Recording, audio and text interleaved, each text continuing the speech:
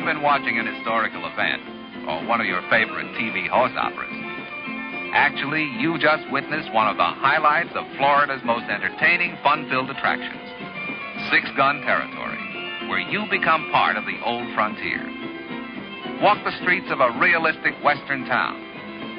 Rub elbows with gunfighters and characters out of the Old West. Today, let's visit Six Gun Territory, located just east of Ocala, near Florida's famous Silver Springs. Since automobiles have no place on the frontier, visitors leave their cars on the huge parking lot. Thrills and excitement begin as soon as you have your ticket to ride the Frontier Express, a steam-powered iron horse, or the Gondola Sky Ride. Some visitors like to ride the iron horse and others prefer the Gondola Sky Ride. Through the magic of the color movie camera, we will try both. The Gondola Sky Ride is one of the highest sky rides in the country. The ride whisks passengers from ground level to a height of 164 feet, 12 stories high, in just a few moments. The Gondola Sky Ride, which was especially ordered from Italy, gives tourists a bird's-eye view of Ocala and Silver Springs. 7 giant towers support the gondolas, and the ride lasts 5 minutes. Although most people ride the Frontier Express one way and the Sky Ride the other, many want the thrill of riding the Gondola Sky Ride both ways. All aboard! The magic sound of the steam whistle marks the start of our ride back into history. Back to the days of the Roaring West 100 years ago. Like everything else at this ghost town of the Old West, our train is an authentic wood-burning, steam-powered iron horse, fashioned after those used in the winning of the great frontier. Quaint as it may seem, we nevertheless travel more comfortably than by wagon train. Of course, our forefathers didn't have time or facilities with which to record their adventures on film as you do. Just staying alive proved to be a full-time job. Our engineer takes no chances and pours on the coal. Up ahead, there have been reports of trouble today between the Indians and the sodbusters. Looks like we're in luck. They have their hands full at the moment and will soon arrive at Ghost Town. Suddenly we're there, Six Gun Territory, and we're surprised to learn there are over 40 buildings, all fashioned of materials used in the Old West. Buildings range from the much-needed marshal's office to the church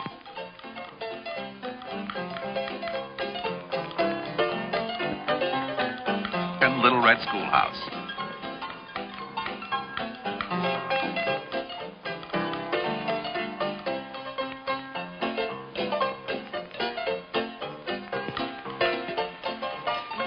Each building may be visited as their interiors are replicas of the ancient architecture. The full-size courthouse contains the mayor's office, the Six Gun Territory executive offices, and modern restrooms. But our first stop is the Palace Saloon, the society center of the territory, for those in high or low society.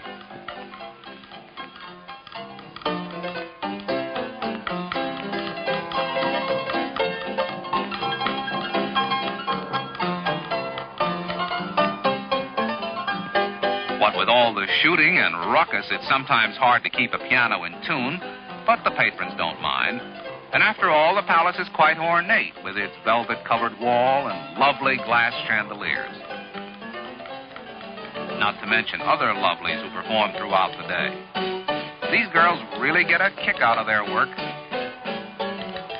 And so do the onlookers as they sip their drinks.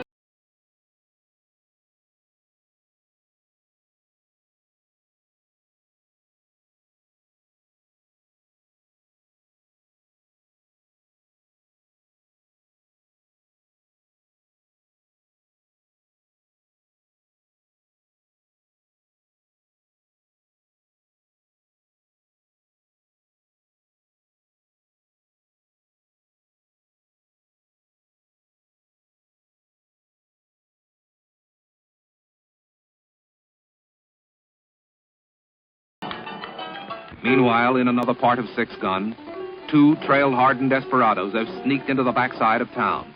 They're bent on getting rid of the marshal. Our marshal is a reformed bad man himself, and he knows how to handle such situations. He's the famous Sundance Kid, about to begin another day at Six Gun. He had given these 2 a choice of leaving town or being run out for good. Having been one of them in the past, the marshal suspects what he must do. But this is one task the marshal doesn't welcome, because the men he's about to face belong to the gang of El Diablo, his former saddlemate. Both of these young men have had to throw away several guns because there wasn't enough room left on the handles for more notches.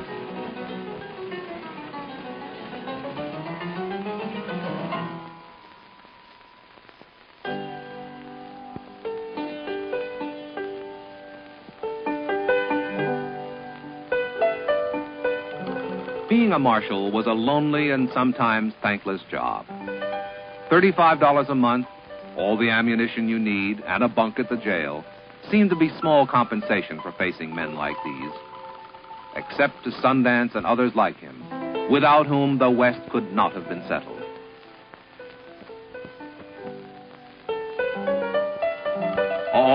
Looks as though the marshal's warning meant nothing to these outlaws. Thank heavens he won't be alone today. That handsomely dressed gentleman joining the marshal is none other than Bat Masterson, whose reputation is known throughout the territory.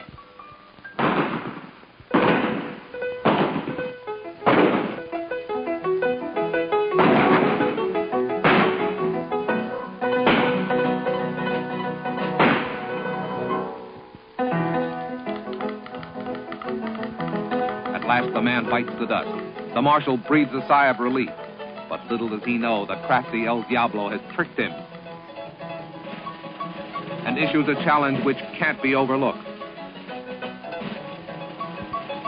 These 2 men who once shared the same campfire, drank coffee from the same tin cup, and stood side by side against overwhelming odds, are now on opposite sides of the law. The marshal had but one choice. Bat Masterson has taken the bullet intended for the marshal when El Diablo was hit. The legends of the West are filled with such odd quirks of fate. But wait, El Diablo is down, but he's not out. Not quite yet. And the marshal has his back turned. Hold on, what's that? Another one with a vengeance against our marshal. El Diablo makes his choice, saving his old friend.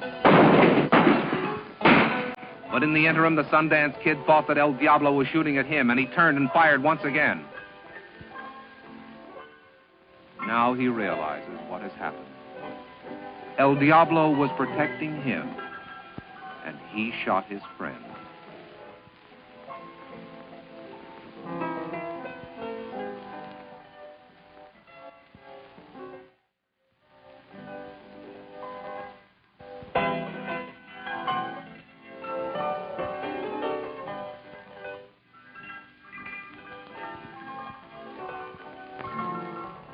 So long, compadre. Of course, as soon as the streets are cleared, we continue our fun-filled day at Six Gun territory. A territory this remote in the 1880s most always had an outpost of federal soldiers nearby. And of course, there were Indians, too. Here at Six Gun, their rhythmic dancing adds color to our day.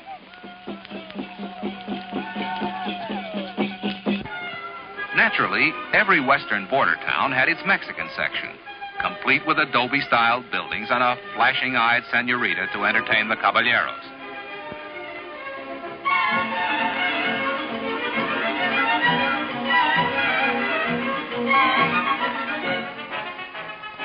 For many years, the only source of news came from passing strangers riding through. Then, as a town grew, someone would always open a newspaper office. But a town knew it had really arrived when it acquired a bank of its own, such as the one here at Six Gun.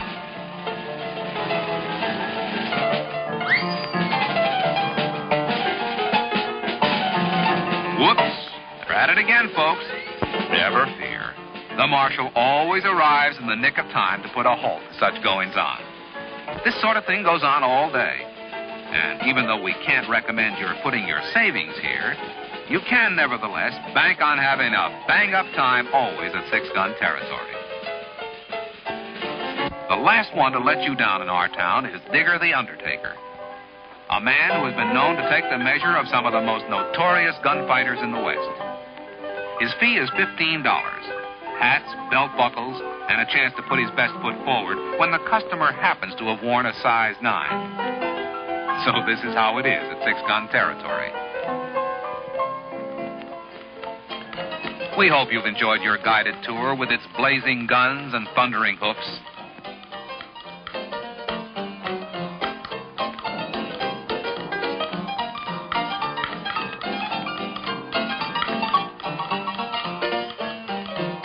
Howling Indians and dusty burros.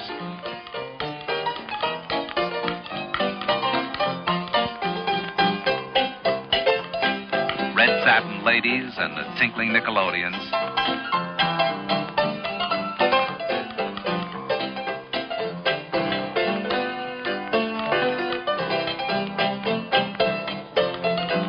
Conestoga wagons and stagecoaches. And don't forget those magic words, all aboard, which starts you on your train ride.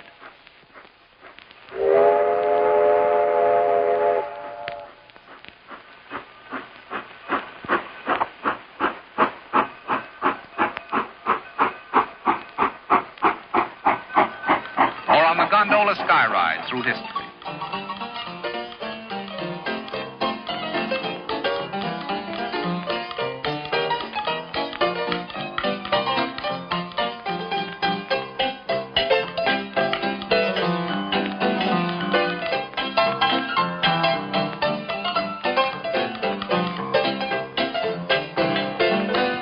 Six Gun Territory is truly a ghost town of the Old West, living again on Highway 40 between Ocala and Silver Springs, Florida.